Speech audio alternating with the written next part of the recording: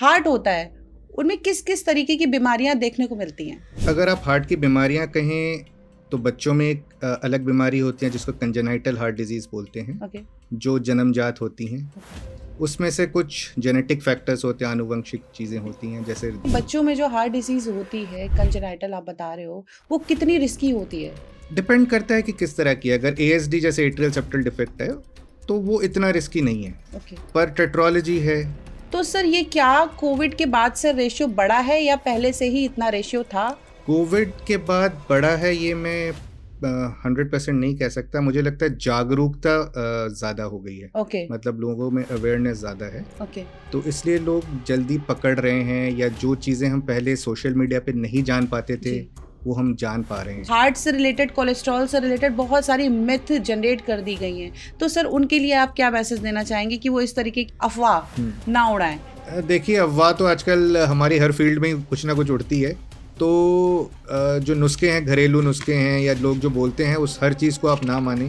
Pace maker कितना safe है? देखिए, पेसमेकर के इंडिकेशंस होते हैं जब हार्ट की गति रुक कम हो जाती है, उसको हार्ट ब्लॉक बोलते हैं, तो उसमें पेसमेकर का इंडिकेशन बनता है। और आजकल बहुत छोटे छोटे पेसमेकर्स आ गए हैं। फीमेल है और एक मेल है, किन इन दोनों में किस में सबसे ज़्यादा हार्ट अटैक के चांसेस रहते हैं? महिलाओं का जो फैक्टर्स होते हैं, जब तक महिलाएं मेंस्ट्रुएट कर रही हैं, मतलब मासिक जब तक उनको आ रहा है, which is usually till the age of 45 और 50, तब तक महिलाएं प्रोटेक्टेड रहती हैं, मतलब ओके। उनको हार्ट अटैक आने के चांसेस या हार्ट में ब्लॉकेज आने के चांसेस बहुत कम होते हैं। ओके। नमस्कार, आप सभी का स्वागत है हमारे पॉडकास्ट में। मैं होस्ट प्रिया। आप जो चैनल देख रहे हैं सेंटर केयर फाउंडेशन, यहाँ पर हम जितनी भी हेल्थ से रिलेटेड बातें होती हैं वो हम करते हैं। आज हमारे साथ स्टूडियो में उपस्थित हैं doctor Swapnadeep Roy. Hello sir, कैसे हैं? जो कि सर मैं आपको बताना चाहूँगी कि आज जो हमारे साथ अवेलेबल हैं डॉक्टर स्वप्नदीप रॉय, ये कार्डियोथोरैकिक एंड वैस्कुलर सर्जरी के स्पेशलिस्ट हैं। तो आज हम यहाँ पे जो बात करेंगे वो हार्ट से रिलेटेड बात करेंगे, जो कि आम हमारी लाइफ में जो प्रॉब्लम्स होती हैं हार्ट से रिलेटेड, या जो भी कार्डियक पेशेंट हैं वो उनके लिए उनसे संबंधित हम यहाँ पे बातें करेंगे। Hello sir, how are you? मैं ठीक सर हूँ। मैं आपसे एक छोटी सी रिक्वेस्ट करूँगी, प्लीज़ आप हमारी जनता को अपने बारे में कुछ बताएं। मैं डॉक्टर स्वपनदीप रॉय हूँ।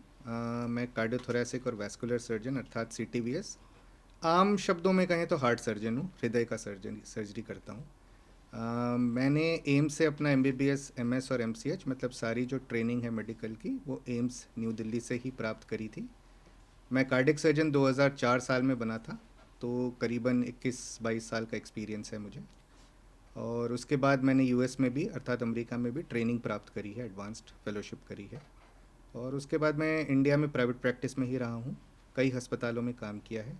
अभी 1 महीना ही हुआ है, मैं महानंदन हॉस्पिटल में ज्वाइन किया है, यहाँ की कार्डियक सेवाओं को आगे अग्रसर करने के लिए। ओके। सर जैसे आप कार्डियक सर्जन हैं, आप बेसिकली आप सबके दिल देखते हैं तो सारी दिल की धड़कनें आपके हाथ में होती हैं। तो सर आप मुझे एक चीज़ बताइए, या हमारी जनता ये जानना चाहती है कि जो हार्ट होता है उनमें किस किस तरीके की बीमारियां देखने को मिलती हैं? तो अगर आप हार्ट की बीमारियां कहें तो बच्चों में एक अलग बीमारी होती है जिसको कंजेनाइटल हार्ट डिजीज़ बोलते हैं, ओके। जो जन्मजात होती हैं। ओके। उसमें से कुछ जेनेटिक फैक्टर्स होते हैं, आनुवंशिक चीज़ें होती हैं, जैसे दिल में छेद होता है, एएसडी होता है, वीएसडी होता है, बच्चा नीला पड़ जाता है जी। जिसको नीला बेबी सिंड्रोम बोलते हैं, टेट्रोलॉजी होता है वो मोस्ट कॉमनली। और बड़ों में अगर हम वयस्क लोगों में देखें तो हार्ट की नसों में ब्लॉकेज, जी। कॉरोनरी आर्टरी डिजीज़, ये सबसे महत्वपूर्ण बीमारी है। जी। ब्लड प्रेशर, जी। डायबिटीज़, ये ऑब्वियसली हार्ट को असर डालते हैं। जी। हार्ट के वेल्व्स होते हैं 4, जिसमें से माइट्रल और एओर्टिक वेल्व डिजीज़ इंडिया में बहुत कॉमन है, ओके। क्योंकि यहाँ पे रूमेटिक हार्ट डिजीज़ नाम की एक बीमारी होती है, जो बचपन में एक इन्फेक्शन होता है गले में, स्ट्रेप्टोकोकल इन्फेक्शन, उसके उसका एक नतीजा होता है जो ओके। 20-25 साल बाद पता चलता है। ओके। हाँ, तो वो माइट्रल वेल्व और एओर्टिक वेल्व इंडिया में काफ़ी लोगों को अफेक्ट करता है। ओके। तो वेल्व की बीमारियाँ होती हैं। हार्ट का फेलियर होता है। हार्ट फेलियर में हार्ट की पंपिंग कम हो जाती है, उसके लिए कई इलाज होते हैं। इन सब के अलावा अगर और बीमारियां बोलें तो जो हार्ट की मेन धमनी होती है एओर्टा, उसमें एनोरिज्म अर्थात वो फूल जाती है धमनी। ओके तो वो भी एक बीमारी होती है जो बहुत खतरनाक बीमारी होती है, उसका इलाज भी सर्जरी से ही होता है। ओके पैरों की नसों में ब्लॉकेज आता है, जो मेन धमनी एओर्टा है वो पेट में अर्थात एब्डोमिनल एओर्टा जिसको बोलते हैं, वो भी फूल जाती है कभी कभी। ओके तो उसमें भी वो भी एक खतरनाक बीमारी है। ओके तो अगर आप हार्ट के डिजीज़ों की बात करें तो मुख्यतः दो इन डिविजन्स में जाएगा, कंजेनाइटल हार्ट डिजीज़ और एक्वायर्ड हार्ट डिजीज़। जी। कंजेनाइटल जैसे बच्चों में और एक्वायर्ड ये जो होते हैं बड़ों में। सर जो ये बच्चों में जो हार्ट डिसीज होती है कंजेनाइटल आप बता रहे हो, वो कितनी रिस्की होती है? डिपेंड करता है कि किस तरह की है। अगर एएसडी जैसे एट्रियल सेप्टल डिफेक्ट है तो वो इतना रिस्की नहीं है। ओके पर टेट्रोलॉजी है या ट्रांसपोजिशन ऑफ ग्रेट आर्टरी जिसमें आर्टरीज जो जिस तरह आनी चाहिए हार्ट से मुख्य जी। धमनियाँ वो उसकी जगह उल्टी तरह से आती हैं, ओके तो वो बहुत खतरनाक है। उसमें ओके बच्चा अगर आप ट्रीटमेंट नहीं करेंगे तो 1 हफ्ते से ज़्यादा ज़िंदा नहीं रहेगा। ओके तो ऐसे कैटेगरीज में दो तीन तरह की बीमारियां हैं जो बहुत खतरनाक है, 2-3 तरह की हैं जो इतनी खतरनाक नहीं है, बट फिर भी 5-6 साल के अंदर अंदर उनका इलाज हो जाना चाहिए, है तो ना। सर ये कितने चांसेस होते हैं, मतलब कितने परसेंटेज होते हैं कि बच्चों को ये प्रॉब्लम होती ही होती है? अगर आप ओवरऑल कहें तो 100 बच्चों में से करीबन 4 से 5 बच्चों में ये बीमारी दिखाई देती है, ओके जो कुछ ना कुछ कंजेनाइटल हार्ट डिजीज़ हो। ओके उन बच्चों में ज़्यादा कॉमन है जिनके पेरेंट्स को मतलब माता या पिता को भी ये बीमारी कहीं रही हो, ओके या फिर प्रेगनेंसी बहुत ज़्यादा उम्र में हो माता की ओके या पिता भी की उम्र भी ज़्यादा हो, ओके या कोई दवाई ऐसी प्रेगनेंसी में ली हो जो हार्ट पे असर डालती हो, हार्ट के डेवलपमेंट पे, ओके तो फिर ये बीमारी का चांस ज़्यादा रहता है। ओके बट ओवरऑल अगर आप इंसिडेंस देखें तो अराउंड 3 to 4 पर 100 मतलब बच्चों में ये रहता है। और उसमें से भी कुछ बीमारियां ज़्यादा कॉमन है, जैसे एट्रियल सेप्टल डिफेक्ट बहुत कॉमन बीमारी है। टेट्रोलॉजी जिसमें बच्चा नीला पड़ता है वो एक कॉमन बीमारी ओके है। कुछ बीमारियां अनकॉमन है, रेयर हैं। ओके बट अगेन अगर कहीं भी डाउट है तो इमीडिएटली आप अपने पीडियाट्रिशियन अर्थात बच्चों के डॉक्टर को दिखाएं, वो आपको आगे जांच के बारे में बता सकते हैं। ओके। तो जैसे अगर कभी कोई छोटा बच्चा है वो नीला पड़ जा रहा है तो आप उसको अनदेखा ना करें, आप उसको तुरंत ही अपने नियरेस्ट डॉक्टर को या जो स्पेशलिस्ट हैं, पेडियाट्रिक स्पेशलिस्ट डॉक्टर हैं, उनको ज़रूर दिखाएं। और दूसरी बात ये कि किसी अच्छे डॉक्टर को ही दिखाएं, और कहीं आप ऐसा ना करें कि नज़दीकी किसी क्लिनिक पे ले जाके आप अपने बच्चों का ट्रीटमेंट करा रहे हैं, वरना वो आपकी बच्चे के लिए जानलेवा हो सकता है। तो बच्चों की लाइफ के साथ कभी खिलवाड़ नहीं करना चाहिए। तो मेरी रिक्वेस्ट यही रहेगी ऑडियंस से, प्लीज़ आप अगर आपका बच्चा नीला पड़ रहा है तो आप उस पर ज़रा ज़्यादा ध्यान दें। सर जैसे एक बहुत कॉमन बीमारी है जो आजकल बहुत जल्दी बहुत ही कॉमन हो चुकी है, फॉर एग्जाम्पल जैसे हार्ट अटैक हम बोल रहे हैं, मतलब चलते चलते लोगों को अटैक आ जा रहा है। तो सर ये क्या कोविड के बाद से रेशियो बढ़ा है या पहले से ही इतना रेशियो था? कोविड के बाद बढ़ा है ये मैं 100% नहीं कह सकता। मुझे लगता है जागरूकता ज़्यादा हो गई है, ओके मतलब लोगों में अवेयरनेस ज़्यादा है, ओके तो इसलिए लोग जल्दी पकड़ रहे हैं, या जो चीज़ें हम पहले सोशल मीडिया पे नहीं जान पाते थे जी वो हम जान पा रहे हैं। जी हाँ, ये ज़रूर है कि पिछले 20 या 25 सालों में इसका इंसिडेंस बढ़ा है जी हार्ट अटैक का, जी और कम उम्र में हार्ट अटैक का इंसिडेंस बढ़ा है। जी क्यों बढ़ा है? क्योंकि तनाव है जी लोगों के जी ज़िंदगी में ज़्यादा, जी खान पान पे उतना ध्यान नहीं ठीक रहता। जी कुछ हद तक अगर हम बोलें तो इवन जिम जो लोग जाते हैं, जी कुछ लोग स्टेरॉयड वगैरह यूज़ करते हैं, जी वो भी बहुत हानिकारक है हार्ट के लिए। ओके कुछ हद तक ये भी है कि इंडिया को diabetes capital of the world बोलते हैं। जी सबसे ज़्यादा डायबिटिक्स इंडिया में है, जी मधुमेह की जो बीमारी जी होती है। तो डायबिटीज़ और हार्ट का जो लिंक है वो बहुत गहरा है। ओके डायबिटीज़ में हार्ट की बीमारियां लगभग 5 से 10% टाइम ज़्यादा बढ़ जाती हैं। ओके तो इंडियंस में डायबिटीज़ भी कम उम्र में हो जाता है। जी तो ये अगर आप सब चीज़ें देखें तो इसीलिए इंडिया में हार्ट अटैक आजकल कम उम्र में आ रहा है। एक और बात है, इंडिया में अभी भी इतनी जागरूकता नहीं है कि जो स्मोकिंग होती है, जी तंबाकू का जी प्रयोग है, जी उसके जो हानिकारक इफ़ेक्ट्स होते हैं वो जी इतना लोगों को नहीं पता है। जी विदेश में वेस्टर्न कंट्रीज़ में बहुत सारी ऐसी लॉज हैं या वो या जागरूकता है, तो जी वहाँ पे स्मोकिंग का जो परसेंटेज है वो कम होता जा रहा है। ओके इंडिया में अभी भी नहीं हुआ है। जी तो ये सब अगर आप इतने सारे फैक्टर्स को देखें, प्रदूषण भी एक फैक्टर है जी जो हार्ट को असर डालता है। बिल्कुल आजकल आपको पता ही होगा दिल्ली में या दिल्ली एनसीआर एरिया में विंटर्स में ये प्रदूषण बहुत एक मेजर रोल प्ले करता है। बिल्कुल तो उससे भी हार्ट पे असर पड़ता है।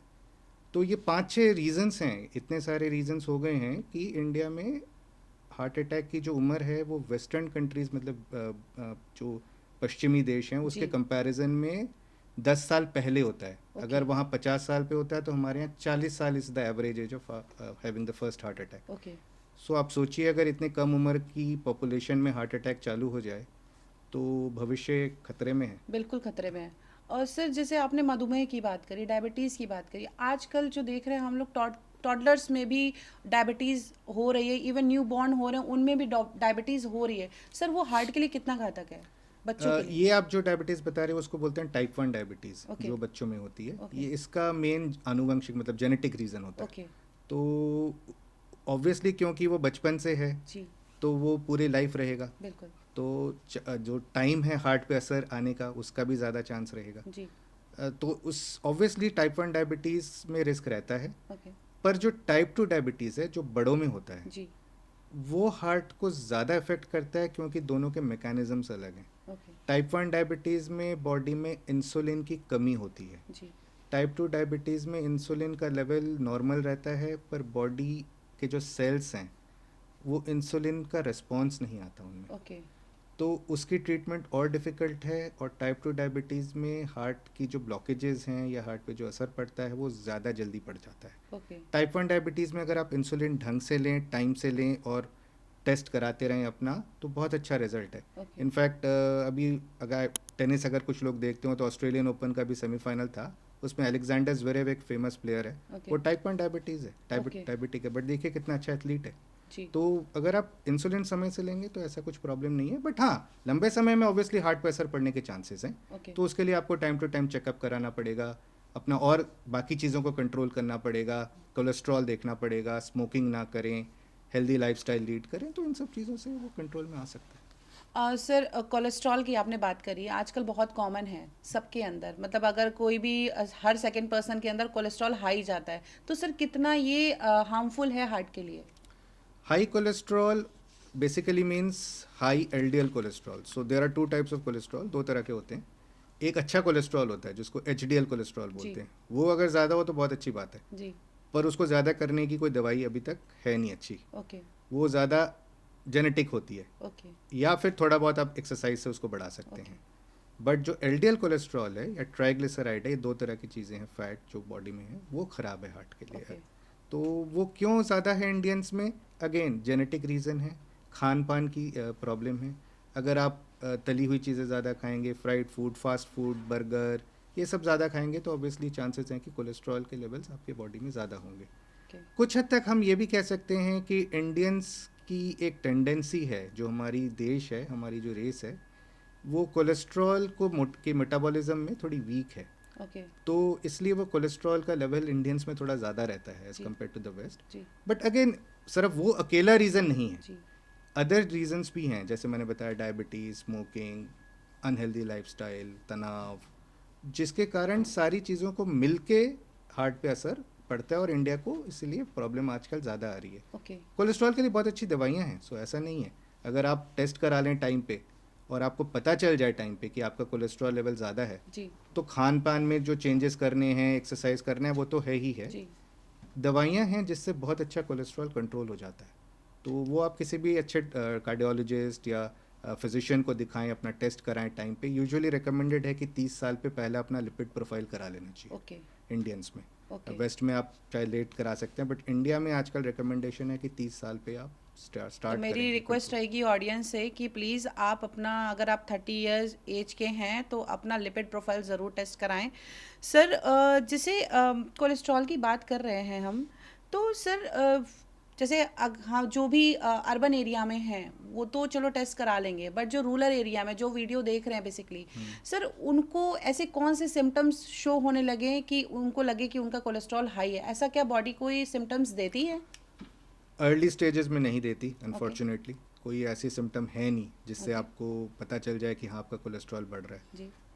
अगर जैसे कुछ त्वचा पे डिपॉजिट्स होते हैं, उसको ज़ैंथेलेस्मा बोलते हैं, या आइज़ में होते हैं, पर वो बहुत लेट स्टेज में होता है। ओके। तो कोई अनफॉर्चुनेटली ऐसा सिम्टम नहीं है, कोई ऐसी मैनिफेस्टेशन नहीं है जिससे आप बता पाएंगे कि आपका कोलेस्ट्रॉल बढ़ा है। ब्लड टेस्ट के अलावा कोई ऑप्शन है नहीं। ओके। हाँ, तो ब्लड टेस्ट ही कराना पड़ेगा। और आजकल अगर आप इवन रूरल एरियाज़ की बात करें, गाँव की बात करें, तो डायग्नोस्टिक लैब्स तो हर जगह ही हैं और लिपिड प्रोफाइल कोई इतना मुश्किल टेस्ट नहीं है। ओके। ये आराम से हो सकता है। हाँ, थोड़ा सा मतलब एक्सपेंसिव टेस्ट ज़रूर है। ओके।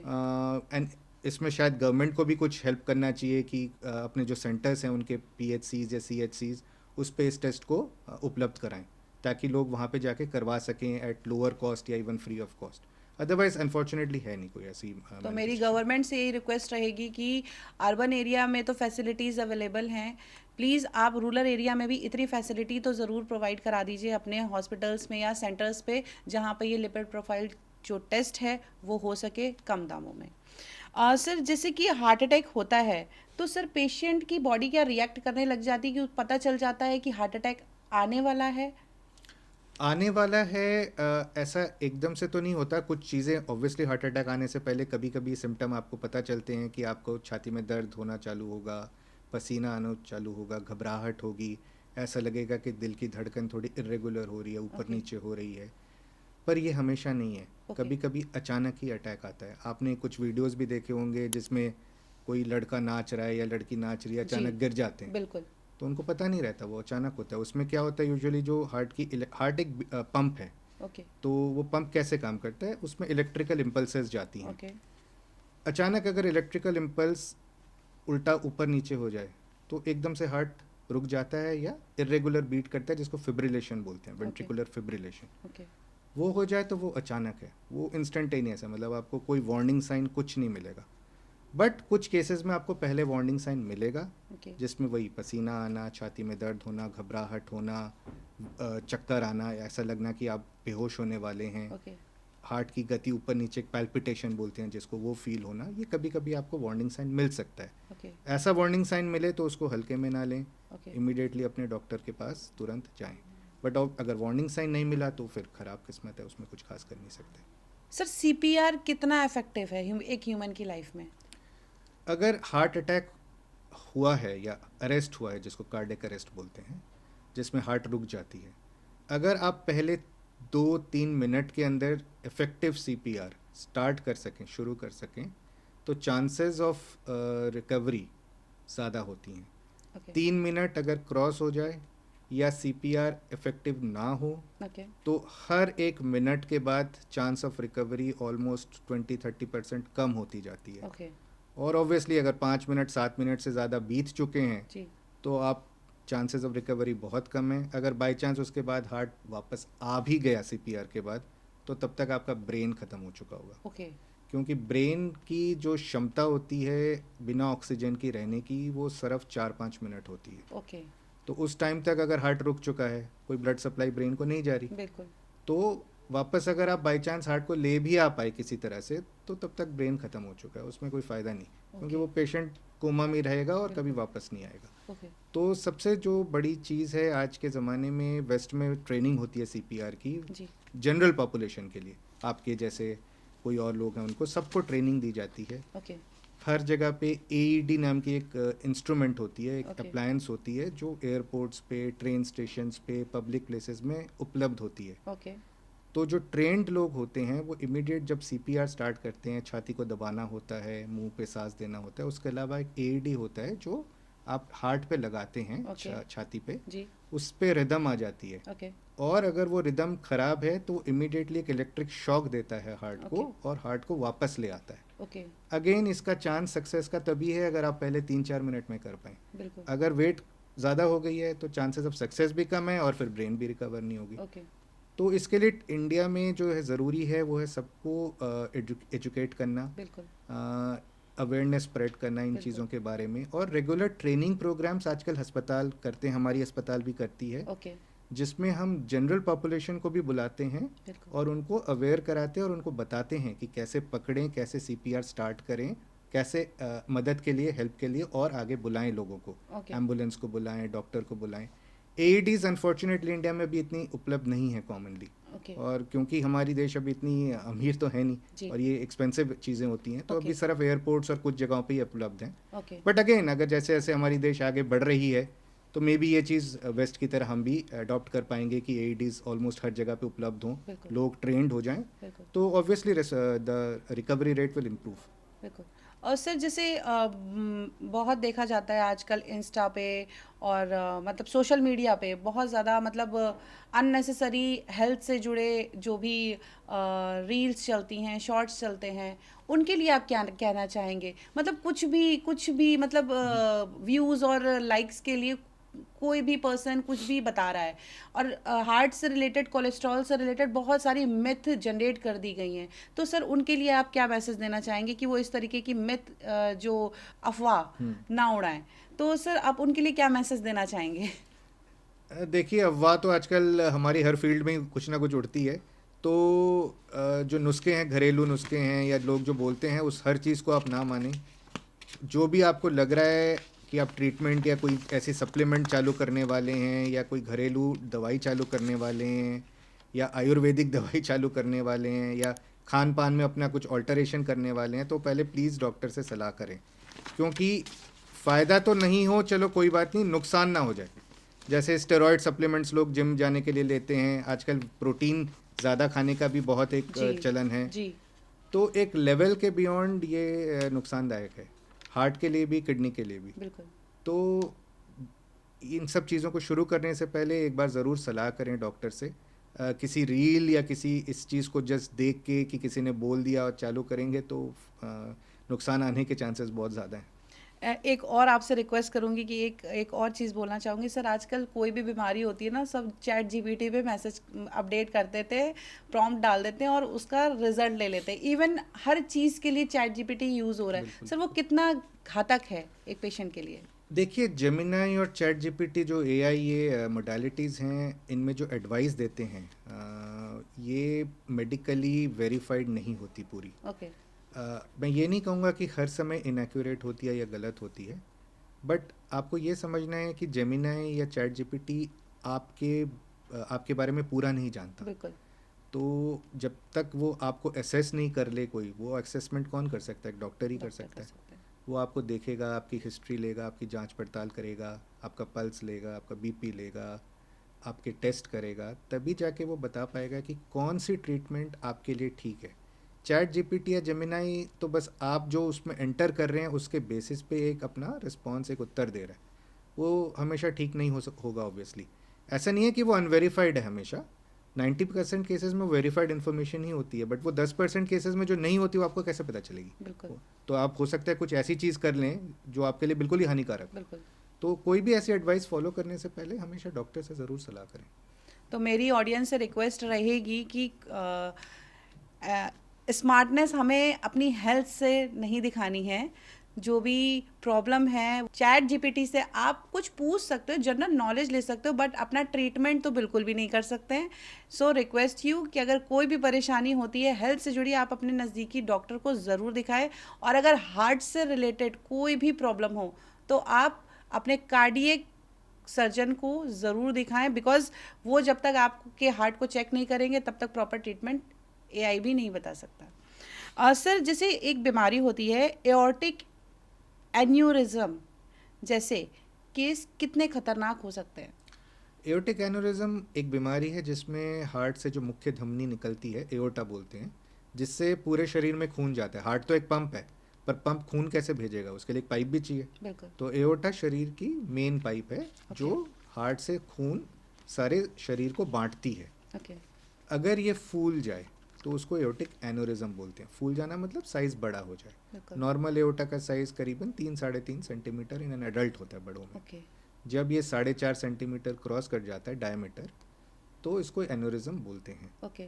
और जब ये 4.5 या 5 सेंटीमीटर क्रॉस कर जाता है तो उसमें दो चीज़ें हो सकती हैं। या तो वो फट सकता है, फट गया तो 90% चांस है कि आपकी जान वहीं ख़त्म हो जाएगी। बिल्कुल। या उसमें डिसेक्शन होता है जिसमें खून नॉर्मल जो रास्ता है पाइप के अंदर का, उसकी जगह पे पाइप के वॉल्स में, अर्थात उसके दीवारों के अंदर चला जाता है। उसको Okay. आयोटिक डाइसेक्शन बोलते हैं। ओके। वो भी एक खतरनाक बीमारी है जिसमें 50% लोग पहले ही दिन में ख़त्म हो जाते हैं अगर ट्रीटमेंट ना लें। ओके। तो ये दोनों चीज़ों की जो ट्रीटमेंट है वो ऑपरेशन ही है। ओके। समस्या ये है कि एओर्टिक एन्यूरिज्म आपको कोई सिम्टम इनिशियली नहीं देता। ओके। जब तक सिम्टम आते हैं तब तक वो बहुत बड़ा हो चुका होता है और हो सकता है कि उससे पहले ही वो फट जाए। ओके। तो इसे इसका एक ही तरीका है कि अगर आप रेगुलर अपना चेकअप कराएं, एक्सरे कराएं या इको कराएं, तो उसमें पता चल सकता है कि मुख्य धमनी एओर्टा जो है फूल रही है कि नहीं। ओके। अगर फूलने लगी है तो उसका सीटी स्कैन होता है ओके। और उस पर हम डायमीटर मतलब मेजर कर लेते हैं कि कितना साइज हो गया है। जी। अगर वो 4.5 या 5 सेंटीमीटर से ज़्यादा है तो उसका ट्रीटमेंट इमीडिएटली करना पड़ेगा, वेट नहीं कर सकते। एओर्टिक डाइसेक्शन को प्रिवेंट जो जो दूसरी बीमारी है उसको प्रिवेंट करने के दो तरीके हैं। ऑब्वियसली अगर एनोरिज्म है तो उसका ट्रीटमेंट टाइम पे कराएं। जी। दूसरा है जो भी आपका जो भी पेशेंट्स हैं जिनका ब्लड प्रेशर ज़्यादा रहता है, जी। हाइपरटेंशन जो है, जी। वो ब्लड प्रेशर बहुत अच्छे कंट्रोल में रहना चाहिए। ओके। अगर बीपी आपका कंट्रोल में रहेगा तो एओर्टिक डाइसेक्शन का जो दूसरा रिस्क फैक्टर है एओर्टिक एनोरिज्म के बाद वो बीपी ही होता है, ओके। तो वो कंट्रोल में आ जाएगा, तो फिर एओर्टिक डाइसेक्शन का रिस्क भी कम हो जाएगा। तीसरा जो रिस्क फैक्टर डाइसेक्शन का होता है वो है उम्र। ओके। तो बड़े लोगों में मतलब जो वयस्क हैं 70 साल 75 साल से ज़्यादा, उनमें ये चांसेस ज़्यादा होते हैं। ओके। चौथा एक रिस्क फैक्टर होता है connective tissue disorder. Okay. Marfan syndrome होता है, एलर्स स्टेनलॉस सिंड्रोम होते हैं, रेयर बीमारियां हैं। ओके। ये अगर किसी को पता है कि है तो उनमें तो रेगुलर 6 महीने 1 साल पे चेकअप कराना पड़ता है, ओके। ताकि पहले ही हम पिकअप कर सकें कि कुछ प्रॉब्लम आ रही है और एओर्टा को बदल सकें। ओके। बट वो रेयर चीज़ है। ओके। जो मेन चीज़ें हैं वो एओर्टिक एनोरिज्म के लिए रेगुलर चेकअप कराना, जो जिन पेशेंट्स की फैमिली हिस्ट्री है एनोरिज्म की, जी। हो सकता है माता पिता या भाई बहन को रहा हो, जी। तो उनमें बहुत ज़्यादा चांसेस हैं कि ऐसा हो सकता है, तो उनको अपना इमिडिएटली इको वगैरह करा लेना चाहिए। तो सर ये जो ये बीमारी है सर, ये पेशेंट को पता चलती नहीं है शुरुआत में, ऐसा कोई लक्षण ये देती नहीं अनफॉर्चुनेटली है नहीं चलती हैं। और शुरुआत वो बीपी से ही होती है। तो बीपी को कंट्रोल करने के लिए जो पेशेंट है वो क्या करे? देखिए बीपी की जो गाइडलाइंस हैं वो चेंज होती जा रही हैं। पहले 140/90 माना जाता था, अब 130/80 कर दिया गया ओके। है। सो बीपी कंट्रोल करने के बहुत सारे तरीके हैं, दवाइयों के अलावा भी। जी। एक तो ऑब्वियसली है नमक कम खाना। ओके। हमारी इंडियन जो डाइट है उसमें नमक ज़्यादा रहती है, जी। तो जो हम एडवाइस करते हैं कि ऊपर से नमक डालना ही नहीं है। जितना ओके। नमक खाने में खुद है वो इनफ है आपके लिए, ओके। ऊपर से नमक ना डालें, नमक ओके। कम खाएं। ओके। रेगुलर एक्सरसाइज करें, okay. Brisk walking, jogging, 150 minute हफ्ते में, मतलब 5 दिन आधा घंटा करके। ओके। जिम जाने से बेहतर है कि नमक कम खाना और ये ब्रिस्क वॉकिंग या रेगुलर एक्सरसाइज करना। Okay. जिम जाने से, स्टेरॉयड लेने से तो बीपी बढ़ेगा, बिल्कुल। तो वो कोई फ़ायदा नहीं है। थर्ड चीज़ है ऑब्वियसली बीपी की बहुत अच्छी दवाइयाँ हैं, ओके। कम से कम 6 7 8 तरीके की दवाइयाँ आजकल आ गई हैं। बिल्कुल। यूजुअली एक दवाई इनिशियली सफिशेंट होती है, बट जैसे जैसे आपकी उम्र बढ़ती जाएगी तो एक दवाई के ऊपर भी दूसरा या तीसरा ऐड करना पड़ेगा। ओके। तो वो तो खैर जो आपका कार्डियोलॉजिस्ट या फिजिशियन है वो आपका बीपी नापते हुए कर लेंगे। आजकल बीपी के इंस्ट्रूमेंट्स आते हैं मेजर करने के, जी। वो घर पे रखें। You don't have to wait कि आपको घर डॉक्टर के पास जाके चेकअप कराना है या केमिस्ट के पास जाके चेकअप कराना है, वो कोई नहीं, आजकल जी। घर पे चेकअप हो जाता है। ओके। घर पे मॉनिटर आते हैं, वो उसको रखें। जो भी जिनका नोन है कि बीपी ज़्यादा है जी। वो घर पे हमेशा चेक करें, ओके। डेली 1 2 बार चेक करें, तो उससे बेटर ट्रेंड पता चलता है। आप डॉक्टर के पास जाके जो एक रीडिंग लेंगे उसकी एक्यूरेसी बहुत ज़्यादा नहीं रहती, क्योंकि ओके। कई बार क्या होता है कि मरीज़ घबराया हुआ होता है डॉक्टर के पास जाते हुए, जी। तो उसका बीपी बढ़ जाता है। तो आप उसको ट्रीट करेंगे तो आप गलत ट्रीट कर रहे हैं, मतलब आप ओके। ऐसी चीज़ को ट्रीट करें जो एक्चुअली शायद उसको है ही नहीं। जी। तो घर पे जो बीपी की रिकॉर्डिंग होती है वो ज़्यादा इंपॉर्टेंट और ज़्यादा एक्यूरेट होती है, ओके। तो उसको एक मशीन खरीद लें। जो भी सलाह डॉक्टर देता है वो फॉलो करें। जिनका बीपी ज़्यादा है उनका यूजुअली कोलेस्ट्रॉल भी कई बार ज़्यादा होता है, तो उसको भी बिल्कुल। कंट्रोल करना बिल्कुल। है। स्मोकिंग करते हैं तो एकदम बंद करना है। अल्कोहल लेते हैं तो बंद करना है।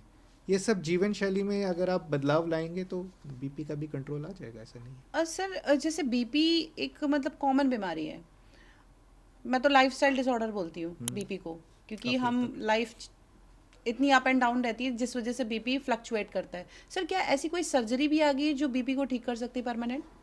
ऐसी सर्जरी रीनल डिनर्वेशन नाम की एक प्रोसीजर है जो पहले चल रही थी, काफ़ी ओके। कार्डियोलॉजिस्ट लोग करते थे, बट अनफॉर्चुनेटली कहते हैं कि वो सिर्फ उन्हीं केसेस में इफेक्टिव है जो जिनका बीपी 5 6 दवाइयों को ऐड करने के बाद भी नहीं काम कर रहा, ओके। नहीं कम हो रहा। ओके। रूटीन केस में कोई सर्जरी नहीं है जिससे ओके। बीपी कम होता हो।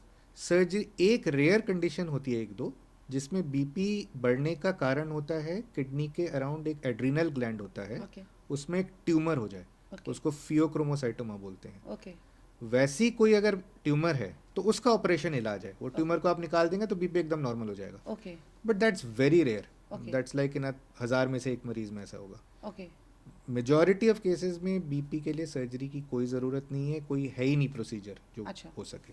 बीपी का दवाइयों से ही और जीवन शैली के चेंजेस से ही मैनेज सर जैसे अगर मैं बात करूं ये सर्जरी की बीपी की, तो मैंने कहीं वीडियो में कहीं देखा था, तभी मैंने ये क्वेश्चन आपसे नहीं, किया, ऐसी कोई क्योंकि सर्जरी नहीं। मार्केट में इस तरीके के जो मिथ हैं वो फैलाई जा रही हैं कि सर्जरी से बीपी ठीक हो सकता नहीं, है, ऐसी या कोई सर्जरी नहीं। आपकी सारी मेडिसिन बंद हो सकती हैं। वही वो रीनल डिनर्वेशन है, बट ओके वो उसके साइड इफेक्ट्स होते हैं। ओके तो वो तभी रिकमेंडेड है जिनकी बीपी 4-5 दवाइयों के बाद भी कंट्रोल में नहीं आ पा रही है, ओके रेजिस्टेंट हाइपरटेंशन बोलते हैं इसको। ओके उन केसेस में ही ये रिकमेंडेड है, ओके तो अदरवाइज ये रिकमेंडेड है नहीं। इस पे स्टडीज हालांकि अभी भी चल रही हैं, ओके बट इसको हम एक सिंगल शॉट सोल्यूशन नहीं बोल सकते कि सब करा लें अपना बीपी के मरीज रीनल डिनर्वेशन और वो ठीक हो जाएंगे लाइफ लॉन्ग के लिए बिना दवाइयों के। ऐसा नहीं है, ऐसी कोई प्रूफ अभी तक नहीं आई है स्टडीज़ में। दवाइयाँ आपको लेनी पड़ेंगी, जीवन शैली में चेंजेस भी लाने पड़ेंगे, कोई ऐसा ऑपरेशन नहीं होगा जिससे आपका एकदम ये खत्म हो जाए बीपी की बीमारी। सर ऐसे ही हार्ट से रिलेटेड मैं एक बात करूंगी। जैसे अभी जब कोविड के बाद जब हार्ट अटैक्स ज़्यादा आने लग गए थे, तो एक किट बनवाई जा रही थी, तो उसमें पर्टिकुलर 2 से 3 मेडिसिन थी, मैं उन सॉल्ट का नाम नहीं लूँगी, बट ऐसा बोला जाता था कि अगर आपको लगता है कि आप हार्ट के पेशेंट हो और आपको अटैक आ सकता है, तो उससे पहले आप ये मेडिसिन लेके चलें। देखिए घर पे 2-3 मेडिसिन आप रख सकते हैं। हार्ट अटैक अगर आपको लग रहा है सच में आ रहा है, जैसे वो अचानक छाती में तेज़ दर्द आना, जिसमें पसीना भी आने लगे, घबराहट भी होने लगे, और आपको पता है कि आपको हार्ट की बीमारी है, कई लोगों को पता होती है, जी तो घर पे एस्पिरिन नाम की एक दवाई होती है, जी वो आपको रखनी चाहिए। 325 मिलीग्राम, वो इमिडिएटली तुरंत लेना होता है। ओके सॉर्बिट्रेट एक दवाई आती है, ओके वो आप जीभ के तले नीचे रख सकते हैं, ओके 5 mg। तो ये दोनों दवाइयाँ रिकमेंडेड हैं कि जिन लोगों को पता है कि वो हार्ट की बीमारी हैं, जी ब्लॉकेजेस हैं, जैसे किसी टेस्ट पे पता चला जी है और वो दवाइयों से ही मैनेज हो रहे हैं, या जो डायबिटीज़ बहुत सालों से जिनको है, ओके या बीपी बहुत सालों से जिनको है, या कोलेस्ट्रॉल ज़्यादा जिनका रहता है, जी और जिनकी उम्र 50 या 55-60 साल से ऊपर है, वो घर पे ये दवाइयाँ ज़रूर रखें। ओके अगर आपको सच में लगता है कि ये सिम्टम्स आ रहे हैं तो जी तुरंत ले लें, इसमें कोई इमीडिएट हार्म नहीं है। हालांकि सॉर्बिट्रेट से कुछ लोगों का बीपी कम हो जाता है, तो ओके चक्कर आ जाता है, ओके बट अगर ऐसा सच में लग रहा है कि हार्ट अटैक है तो ऑब्वियसली इसका फ़ायदा जो रिस्क बेनिफिट एनालिसिस में ये दवाइयों लेने में खतरा कम है। ओके बट फर्स्ट रिस्पॉन्स आपका ये नहीं होना चाहिए कि मैं दवाई ले ली और काम ख़त्म हो गया। जी आप किसी एम्बुलेंस को या तो बुलाएं, या तुरंत अगर आपके घर के आसपास कोई अच्छा डॉक्टर है, कार्डियोलॉजिस्ट है, तो तुरंत चले जाएं अगर आप जी जा सकते हैं। जी वेट ना करें बिल्कुल कि दवाई मैंने ले ली और देख लेता हूँ। कुछ भी डाउट है तुरंत डॉक्टर के पास जाएं, अपना ईसीजी और एक ब्लड टेस्ट होता है वो तुरंत हो जाएगा, और आपको विद इन मिनट्स पता चल जाएगा कि आपको सच में हार्ट अटैक आ रहा है कि नहीं। ओके अगर आ रहा है तो फर्स्ट आवर के अंदर ट्रीटमेंट हो तो बेस्ट है। जितना आप डिले करेंगे उतना चांसेस ऑफ रिकवरी कम है, ओके उतना रिस्क ऑफ डेथ ज़्यादा है। ओके तो इसलिए ये दो दवाइयाँ ज़रूर रख सकते हैं ओके घर पे, और ये ले भी सकते हैं। और सर जैसे हार्ट अटैक आता है तो लोग बोलते हैं कि पहली बार आया था या दूसरी बार आया था, अगर मतलब बोलते हैं कि 3 बार आने पे फिर हार्ट काम नहीं करता है, ऐसा ऐसी मिथ है, तो हाँ, क्या सर बिल्कुल। ऐसा होता है क्या? देखिए, हार्ट अटैक मेजर भी हो सकता है, माइनर भी हो सकता है। अगर मेजर हार्ट अटैक हुआ है तो पहला अटैक ही काफ़ी है, फिर ओके आप जिंदा ही नहीं रहेंगे। या फिर आपकी हार्ट की पंपिंग पहले अटैक के बाद ही 20-25% ही रह जाएगी। नॉर्मल 60% होती है पंपिंग, वो 20-25% पे आकर रुक जाएगी। अगर माइनर हार्ट अटैक हुआ है तो हो सकता है कि पहले अटैक में डैमेज ज़्यादा ना हो, ओके 5 या 10% ही हार्ट का फंक्शन कम हो, या हो ही ना। ओके दूसरे अटैक के बाद हो सकता है 5-10% और कम हो, ओके तीसरे अटैक के बाद और कम हो। तो ऐसा कोई 2 या 3 फिक्स नंबर नहीं है।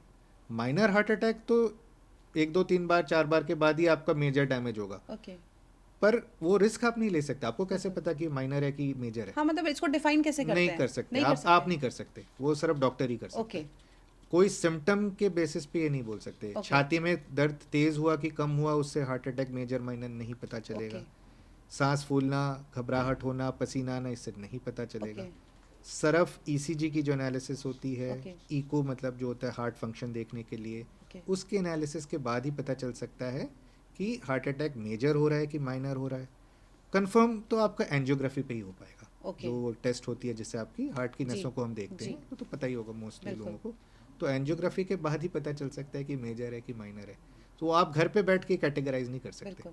कोई तरीका ही नहीं है। तो सर एक एक एक पर्सन को, एक हेल्दी पर्सन को क्या ईसीजी कितने टाइम ड्यूरेशन में कराते रहना चाहिए जिससे हम हार्ट अटैक को रोक सकें?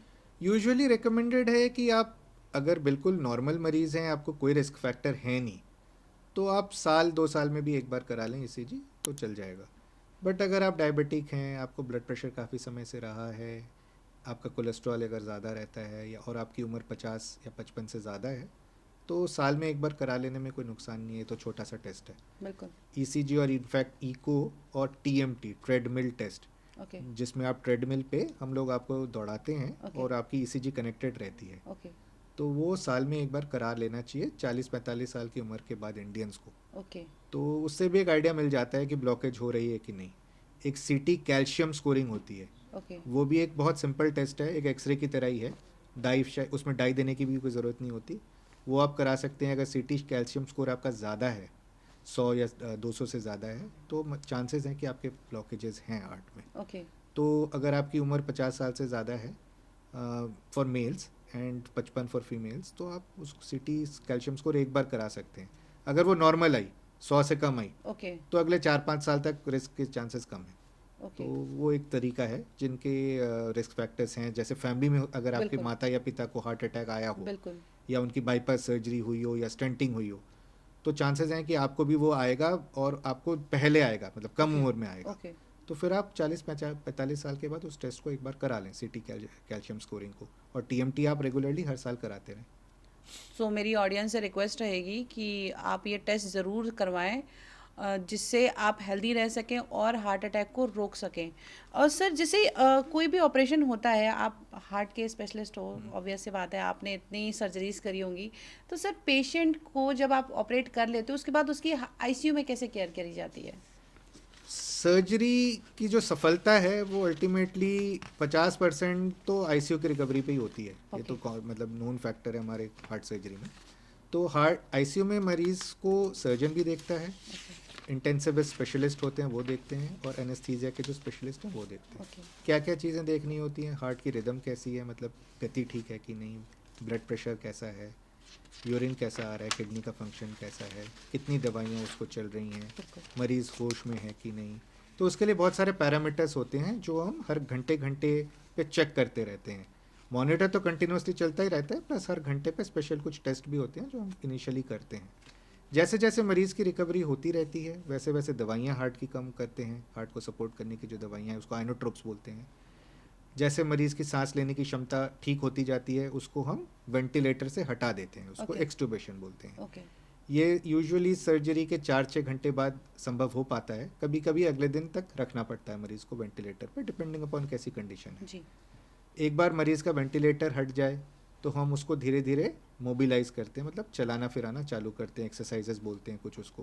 कोशिश हमेशा यही रहती है कि 2-3 दिन से ज़्यादा आईसीयू में ना रुकना पड़े मरीज़ को, और 5वें-6ठे दिन उनकी छुट्टी हो जाए।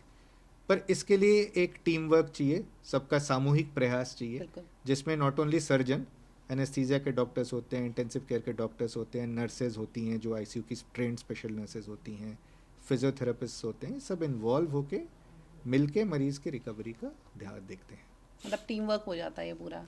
पूरी cardiac surgery, in fact I think medicine में ऐसी कोई स्पेशलिटी नहीं है जो टीम वर्क के बिना सक्सेसफुल हो। बिल्कुल। सर जैसे हार्ट अटैक की भी बात चल रही है हमारे बीच में। सर जो फीमेल है और एक मेल है, किन इन दोनों में किस में सबसे ज़्यादा हार्ट अटैक के चांसेस रहते हैं? महिलाओं का जो फैक्टर्स होते हैं, जब तक महिलाएं मेंस्ट्रुएट कर रही हैं, मतलब मासिक जब तक उनको आ रहा है, which is usually till the age of 45 और 50, तब तक महिलाएं प्रोटेक्टेड रहती हैं, मतलब ओके, उनको हार्ट अटैक आने के चांसेस या हार्ट में ब्लॉकेज आने के चांसेस बहुत कम होते हैं। ओके, कम होते हैं क्योंकि हार्मोनल चीज़ें होती हैं बिल्कुल, कुछ। तो बट वो प्रोटेक्शन तब तक ही रहता है। ओके, एक बार आपकी उम्र 45 से 50 क्रॉस हो गई तो आपका रिस्क एक 40 साल के मेल जितना आ जाएगा, ओके और फिर वो रिस्क धीरे धीरे सेम होता रहेगा, और एक लेवल आएगा, एक उम्र आएगी 65 या 70 के बाद, जब फीमेल्स और मेल्स का जो ग्राफ होता है रिस्क का वो सेम हो जाता है। सेम हो जाता है।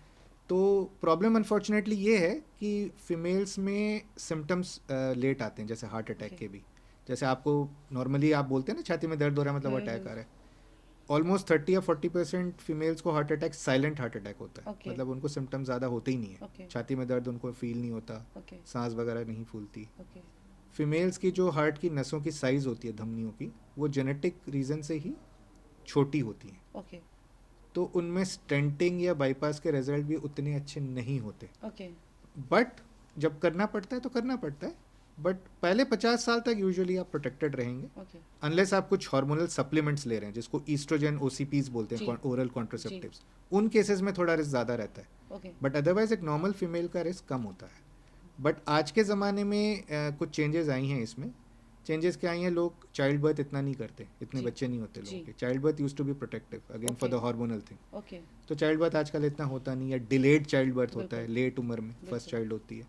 तो उस केस में वो प्रोटेक्शन जो पहले रहती थी पहले ज़माने में, जी। वो अब उतनी नहीं रही है। जी प्लस सेकेंडरी लाइफस्टाइल चेंजेस आ गई हैं, तनाव, फीमेल्स भी वर्किंग रहती हैं आजकल जी। मोस्टली, तो जीवन शैली में चेंजेस आई हैं, खान पान में चेंजेस आई हैं, तो जो प्रोटेक्शन पहले इतना ज़्यादा रहता था अब इतना नहीं है। फिर भी till the age of 50 females are usually protected unless उनके पेरेंट्स में किसी को रहा हो। Okay in that case there might be a familial hyperlipidemia, जिसको फेमिलियल कोलेस्ट्रॉल ज़्यादा होता है जिनमें, तो उस केस में प्रोटेक्शन नहीं रहेगा। बट वो रिस्क तो कम हो, वो चांसेस तो कम होते हैं। तो अगर आपके पेरेंट्स को किसी को नहीं रहा डिजीज़, तो आप पहले 45-50 साल तक तो प्रोटेक्टेड रहेंगे। अच्छा सर, आजकल तो जैसे लाइफस्टाइल भी सबकी चेंज हो चुकी है, लोग स्मोक भी कर रही हैं, ड्रिंक भी कर रही हैं। सर उन फीमेल्स को आप क्या मैसेज देना चाहोगे? Smoking and drinking for females is more risky than for a male. That's Okay. all I can tell. Because females में इन चीज़ों के जो एडवर्स इम्पैक्ट है, जो ख़राब इफ़ेक्ट्स हैं, वो ज़्यादा आती हैं, ज़्यादा जल्दी आती हैं, ओके और जो बर्डन ऑफ वो है डिजीज़ है वो ज़्यादा हो जाता है। ओके तो स्मोकिंग और alcohol it's harmful for everyone. ऐसा नहीं है, मैं ये मैसेज नहीं देना चाहता कि लड़के करते रहें, हाँ बट लड़कियों या फीमेल्स में इसके जो एडवर्स इम्पैक्ट है वो ज़्यादा होता है। तो अब मतलब बिल्कुल छोड़ें, यही बोल सकता हूँ मैं तो। तो मेरी ऑडियंस से रिक्वेस्ट रहेगी कि आप मेल हो या फीमेल हो, ये रिस्की दोनों के लिए है, बट फीमेल्स के लिए ज़्यादा रिस्की है। तो प्लीज़ स्मोक और ड्रिंक तो बंद ही कर दें, बिकॉज हमें लाइफ एक बार ही मिली है और हमें अपनी बिल्कुल। हेल्थ के साथ मजाक बिल्कुल भी नहीं करना चाहिए। सर जैसे प्रेगनेंसी होती है तो उस टाइम पे भी बहुत सी पेशेंट्स ऐसी होती हैं जिनको दिल की बीमारी हो जाती है। तो सर उस केस में आप लोग कैसे हैंडल करते हो, क्योंकि उस टाइम पे टू लाइफ्स हो रही साथ होती हैं। बिल्कुल। सो प्रेगनेंसी में हार्ट की जो बीमारियां हैं, सबसे मोस्ट इम्पॉर्टेंट है प्री एक्लैम्शिया, PIH, ओके जिसमें ब्लड प्रेशर बढ़ जाता है जी। Because of the pregnancy. Hmm, तो उसकी मैनेजमेंट तो बहुत ध्यान से ऑब्स्टेट्रिशियन और कार्डियोलॉजिस्ट को मिलकर करनी पड़ती है, जो गायनेकोलॉजिस्ट है आपकी। ओके अगर BP अच्छा कंट्रोल में रहा तो मदर के लिए के हार्ट के लिए भी ठीक है और बच्चे के लिए भी ठीक है। ओके दूसरा फैक्टर होता है जिन मरीजों को, जैसे मैंने आपको पहले बताया था, वेल्व की बीमारियां होती हैं। जी तो अगर माइट्रल वेल्व की बीमारी किसी प्रेग्नेंट फीमेल को है, या एओर्टिक वेल्व की बीमारी है, या जन्मजात दिल का जो छेद है, VSD या ASD, जी। अगर ये आपको है, जी तो उसमें प्रेगनेंसी का रिस्क भी बढ़ेगा और बच्चे के पे भी असर पड़ेगा। जी अगर ऐसा है तो आप इमिडिएटली अपना चेकअप कार्डियोलॉजिस्ट से करवाएं। दवाइयाँ होती हैं, उससे मैनेज हो जाता है मोस्टली। रेयरली प्रेगनेंसी के दौरान बलूनिंग करनी पड़ती है माइट्रल वेल्व की, उसको Okay. बलून माइट्रल वेल्वोटमी बोलते हैं।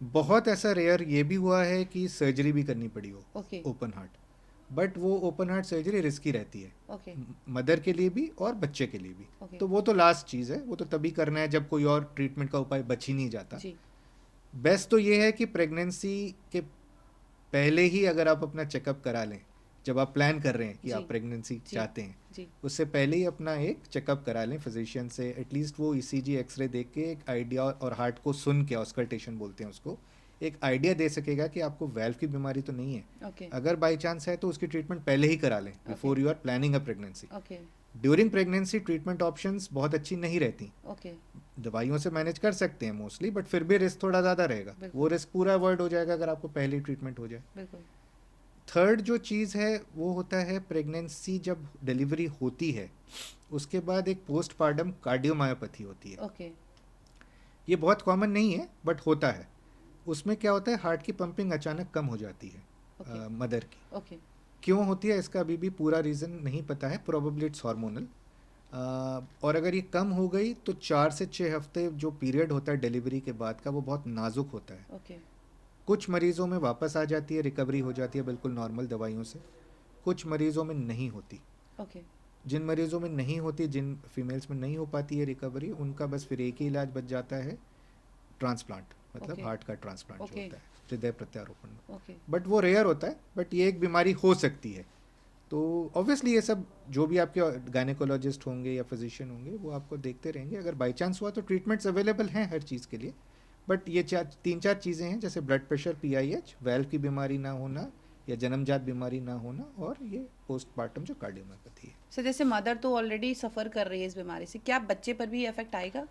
ड्यूरिंग द प्रेगनेंसी ऑब्वियसली आएगा। अगर ब्लड प्रेशर ठीक तरह कंट्रोल नहीं रहा या वेल्व की बीमारी अच्छी तरह कंट्रोल नहीं रही तो बच्चे की जो ग्रोथ होती है फीटस में वो कम रहेगी, IUGR होगा, मतलब इंट्रायूट्राइन ग्रोथ रिटार्डेशन होगा। ओके, डिलीवरी के दौरान प्रॉब्लम आ सकती है, बच्चे पे भी मदर पे भी। ओके, फीटल डिस्ट्रेस हो सकता है।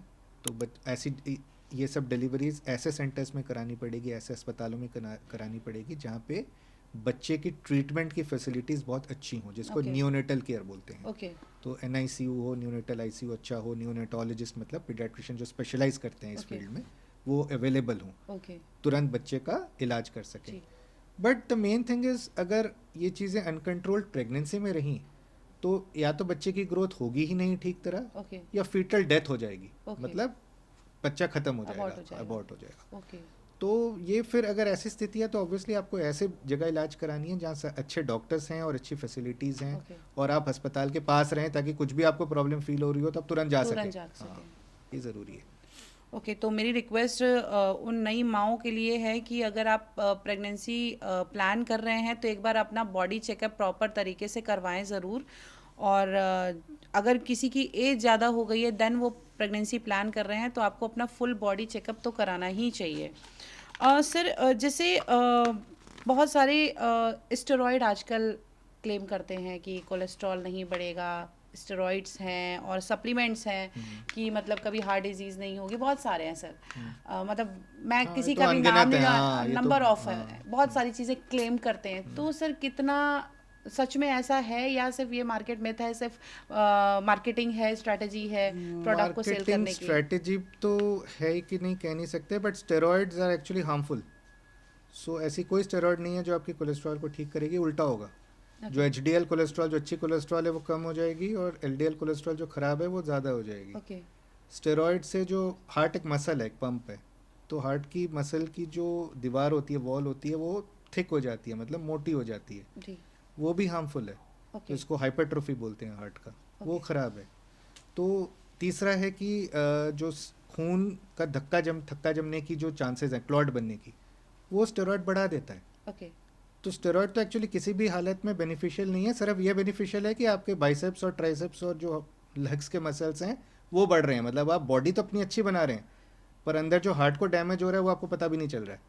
और ये जो सडन आजकल कार्डियक अरेस्ट आप देखते होंगे young gym people, gym going लोगों में हो रही है 20-30 सालों में, ये इसीलिए हो रही है because they are using this supplements without any supervision. कोई देख नहीं रहा है, कोई चेकअप नहीं हो रहा है, कुछ भी दवाई ले रहे हैं, साइड इफ़ेक्ट्स मालूम ही नहीं है लोगों को। तो ये जो प्रॉब्लम है ये कुछ हद तक तो सोशल मीडिया का ही इफेक्ट है, क्योंकि लोगों में आजकल सब देखते के रील्स यही बिल्कुल, फॉलो बिल्कुल, करते हैं, बिल्कुल। तो बहुत नुकसानदायक है। सो आप कभी भी ये सप्लीमेंट्स लें तो पहले डॉक्टर से ज़रूर सलाह करें कि क्या ये मेरे लिए सूटेबल है, किस डोज में लेना है। अगर आप चाहते हैं कि आपका मसल 3 महीने में डबल हो जाए तो ऑब्वियसली आप ज़्यादा डोज लेंगे स्टेरॉइड बिल्कुल, का या बिल्कुल। प्रोटीन का, लोड ज़्यादा बढ़ाएंगे शरीर पे, तो उसका ऑब्वियसली हार्मफुल इफेक्ट आएगा, ख़राब इफेक्ट आएगा शरीर। सर एक चीज़ आती है स्टंट, जब भी कार्डियक की स्टेंट, ऑपरेशन हाँ। की बात होती है, स्टेंट की बात आती है, तो सर वो स्टेंट कितना सेफ होता है हार्ट के लिए? देखिए स्टेंट बहुत तरीके के होते हैं, आजकल तो बहुत अच्छे स्टेंट्स हैं, मेडिकेटेड स्टेंट्स बोलते हैं। तो अगर सही इंडिकेशन के लिए किया जाए और अच्छे कार्डियोलॉजिस्ट ने आपका किया है स्टेंटिंग, और दवाइयाँ आप सही तरह से लें स्टेंटिंग के बाद, सबसे बड़ी बात वही होती है कि स्टेंट के बाद कुछ दवाइयाँ होती है जो आपको लाइफ लॉन्ग लेनी है, खून पतला करने की, कोलेस्ट्रॉल की। लोग यूजुअली 2-3 साल बाद बंद कर देते हैं कि अब तो मैं ठीक हो गया हूँ। जैसे ही वो बंद करते हैं वो स्टेंट बंद हो जाता है और ओके। फिर वो ब्लेम आता है कि स्टेंट खराब थी। जी। तो ऐसा नहीं है। स्टेंट अगर ठीक तरह डला है और ठीक इंडिकेशन के लिए डला है तो वो बहुत साल काम करेगा, ओके। 8-10 साल 15 साल भी काम कर सकता है। ओके। बट आपका ट्रीटमेंट सही कार्डियोलॉजिस्ट ने किया है वो ज़रूरी है। दूसरी बात, आपने दवाइयाँ सही तरह से ली हैं, जो भी खून पतला करने की, कोलेस्ट्रॉल की, बीपी की, डायबिटीज़ की, सारी दवाइयाँ अगर आप ठीक तरह ले रहे हैं तो चांसेस ऑफ सक्सेस ज़्यादा हैं। ओके। अगर स्टेंट गलत इंडिकेशन के लिए डला है या ऐसी चीज़ में डला है जिसमें बीमारी ऐसी थी कि स्टेंटिंग की रिजल्ट्स अच्छे नहीं होने थे फिर भी डल गया है, या आपने दवाइयाँ बंद कर दी हैं, इन 2-3 क्षेत्रों में फिर आपका स्टेंट का ज़्यादा लाइफ टाइम नहीं रहेगा। फिर आपको लगेगा कि शायद स्टेंट गलत डल गया या स्टेंट खराब डल गया। बट मोस्ट केसेस में ये होता है कि अगर आप दवाइयाँ ठीक तरह लें तो बहुत साल चलता है, ऐसा नहीं है। सर एक और क्वेश्चन रहेगा, पेसमेकर। पेसमेकर कितना सेफ है? देखिए, पेसमेकर के इंडिकेशंस होते हैं जब हार्ट की गति रुक कम हो जाती है, उसको हार्ट ब्लॉक बोलते हैं, तो उसमें पेसमेकर का इंडिकेशन बनता है। और आजकल बहुत छोटे छोटे पेसमेकर्स आ गए हैं, कुछ तो लीडलेस पेसमेकर्स भी आ गए हैं जिसमें आपको चीरा भी नहीं लगाना पड़ता, जो पैर की नस से जो पेसमेकर डाल देते हैं और आपको कोई चीरा भी नहीं लगता। कुछ ओके। केसेस में वो भी आजकल है लीडलेस, ओके। थोड़ा महंगा है but that's a new technology. No, जो कन्वेंशनल पेसमेकर होता है उसमें एक छोटा सा चीरा आपके छाती पर लगता है और एक पॉकेट बनाते हैं जिसमें वो पेसमेकर की पॉकेट होती है, और वो पेसमेकर का जो डिवाइस है वो वहाँ रहता है। वहाँ से नसें आपकी हार्ट में जाती हैं, वो इलेक्ट्रिकल इम्पल्स आपके हार्ट को देती रहती हैं ओके। ताकि हार्ट की गति नॉर्मल हो जाए। ओके। बहुत सेफ प्रोसीजर है, रिस्क 1 से 2% का ही है। ओके। कराने की ज़रूरत है तो बिल्कुल ना घबराएं और करा लें, रूटीन प्रोसीजर है आजकल। ओके। तो मतलब बहुत ही सेफेस्ट ऑप्शन जिनको, है हाँ, ये। जिनको इंडिकेशन है, जिनको ये बीमारी है कि हार्ट का रिदम कम हो गया है, ब्लॉक हो गया है, या कुछ और चीज़ें भी होती हैं, तो उनमें ये करा सकते हैं, आजकल बहुत कॉमन प्रोसीजर है। सो मेरी रिक्वेस्ट रहेगी ऑडियंस से, अगर कोई भी कार्डियक से रिलेटेड कोई भी प्रॉब्लम अगर आपको हो रही है तो आप अपने नियरेस्ट डॉक्टर कार्डियोलॉजिस्ट को ज़रूर दिखाएं। और हमारी इस वीडियो में आपको कार्डियक से संबंधित जितनी भी जानकारियाँ मिली हैं उसको अपने रिलेटिव फ्रेंड से शेयर ज़रूर करें। और या आपके माइंड में कोई क्वेश्चन आ रहा है तो आप हमें कमेंट के ज़रिए बता सकते हैं। और दिल्ली एनसीआर से नियरेस्ट जो भी ऑडियंस हमारी इस वीडियो को देख रही है और वो अगर सफ़र कर रही है अपनी हार्ट को लेकर, तो वो हमारे डॉक्टर स्वप्नदीप रॉय से कनेक्ट कर सकते हैं महानंदन हॉस्पिटल में, जो कि ग्रेटर नोएडा में स्थित है। Thank you so much sir, आज आपने अपना बहुत ही कीमती समय हमारे लिए निकाला। Thank you so much sir. मैं भी आपका आभारी हूँ, मुझे ये अपॉर्चुनिटी मिली।